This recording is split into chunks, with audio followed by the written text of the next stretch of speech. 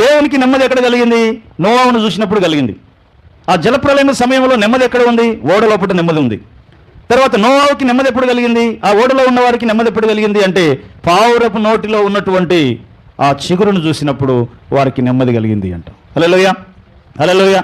So కాబట్టి పావురము దేన్ని చూపిస్తూ ఉంది? పరిశుద్ధాత్మ దేవుని చూపిస్తూ ఉంది.